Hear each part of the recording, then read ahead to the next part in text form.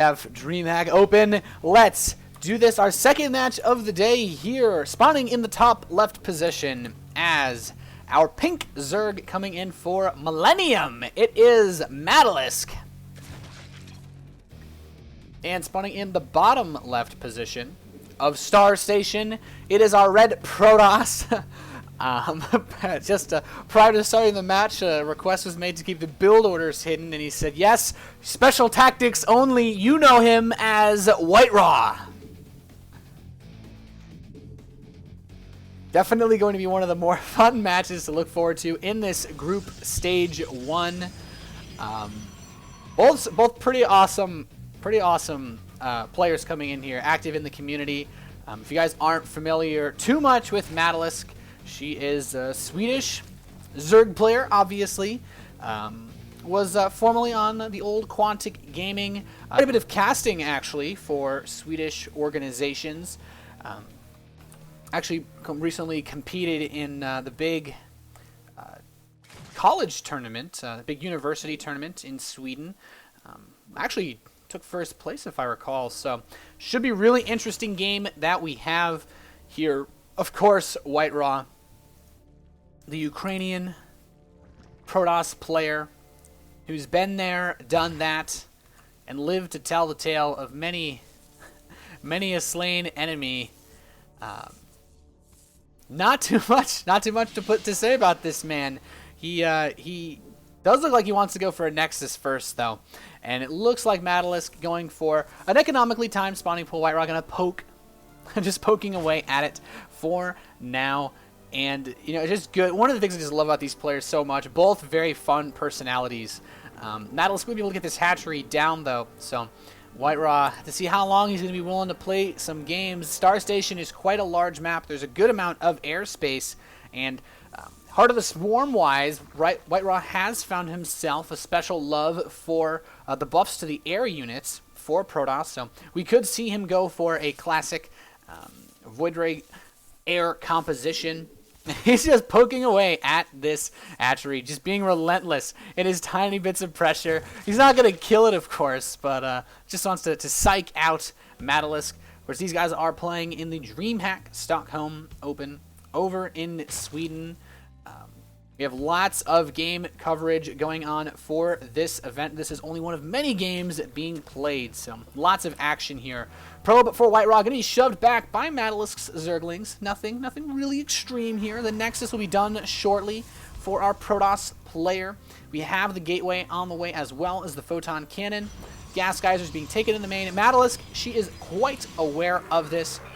And well, this probe looks like it's going to have a hard time getting away from this, but I don't actually think he spotted this third hatchery go up for MaddeLisk. He's going to check the pretty standard area where most players would take a third base right in front of the natural, but nothing there just yet. And, well, WhiteRa's probe, MaddeLisk should be able to just barely catch this guy before he can make it away. And, oh, it's so close. The shield regeneration might actually allow this probe to get away. Almost a bit of a miracle escape, but so close she barely manages to grab that probe. And at the same time, WhiteRa sends out another one, perhaps not realizing the Zerglings were still there. But this could also just be checking for a third base. Now, meanwhile, WhiteRa is getting his Zealot up. He's getting a Cybernetics core. And, I mean, of course, once Cybernetics core is complete, we'll see whether WhiteRa wants to open with a robotics facility or a Stargate. I would be very surprised if WhiteRa did anything other than a Stargate opening, but he's surprised many a man before, so Probe will be able to see the third base. WhiteRa isn't going to be worried about any kind of two-base pressure or two-base play. And in the meantime, we have MaddeLisk taking both Gas Geysers in her main base at the 5:30 mark. So she will be able to get a pretty actually reasonably early lair. Lots of Zerg players do like to wait for the 5:45 mark or the 6-minute mark to start their gas, and hers will be completing at that time. So we could see a very nice lair timing or a pretty quick roach horn, something like that, some fast pressure. But neither of these players are really the kind of StarCraft players going to go for, you know, a Century Immortal all-in. That's just not WhiteRa's style. MaddeLisk is not really a two-base all-in sort of style of Zerg. The Zealot for WhiteRa is going to be able to put on pressure here, trying to grab a drone kill. The Queen will arrive in time to handle this. WhiteRa trying to focus down the weakest Zerglings, but MaddeLisk actually hasn't lost anything yet. Great control, loses no Zerglings to that Zealot. And the Stalker is here. The Queen has the range to fight it, but the Stalker just has a lot more mobility off of that creep. Now, WhiteRa is getting the Stargate up in his main base. He is no stranger to competition in StarCraft 2, known as one of the older members of our pro gaming community. Papa Raw has so much experience in the 7-minute 25-second fleet beacon. This is just WhiteRa's style. He's taking his expansion. He is going to defense it, and it'll be a bit difficult to get a third up. He is looking like he possibly wants to get that pretty early, but where is he going to put it if he does get one? Another Stargate actually coming in as well. So WhiteRa will be moving up to a double Stargate play. The lair is about to complete for MaddeLisk, as well as 2 evolution chambers for her. So she has quite a nice economic lineup prepared to follow this third base. The Stalker, though, for WhiteRa, he's just getting in here, trying to do a bit of damage. We'll be able to pick off a drone here. He's actually done quite a bit with damage with this Stalker, killing off Zerglings, but only 1 drone kill total. And the probe just kind of went to the right side and came back. But now WhiteRa, double carrier production at 8 minutes. He actually has them rallied out. This could be an incredibly ballsy play to go for some heavy pressure with carriers. And MaddeLisk going for the infestation pit. She actually does not have a Hydralisk den. She won't be able to get out too much anti-air.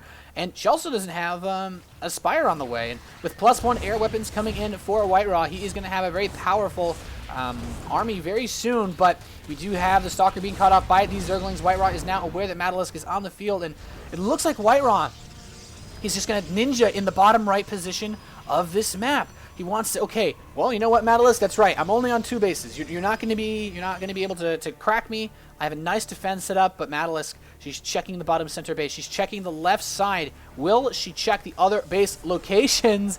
He has his expansion going up, and he's going to put up some defensive cannons. Oh, man, this is a risky play, but the first 2 carriers are out on the field. He has them already on their way to MaddeLisk space, producing interceptors. He has the Graviton Catapult, which allows the interceptors to fire faster from the carriers on the way. And guys, you might think, oh, it's a bit ridiculous to go for carriers off 2 bases, but WhiteRa knows his stuff. Carriers take 2 whole minutes to build, and with 4 gas geysers, 2 minutes of mining is going to be about 800 gas, so WhiteRa actually has more than enough economy to produce off of double Stargate carrier for quite a while. MaddeLisk possibly a bit confused. The Zerglings are looking for a third. There is none to be found. And now the Mothership Core carrier pressure at the 10-minute mark is coming over to MaddeLisk's third.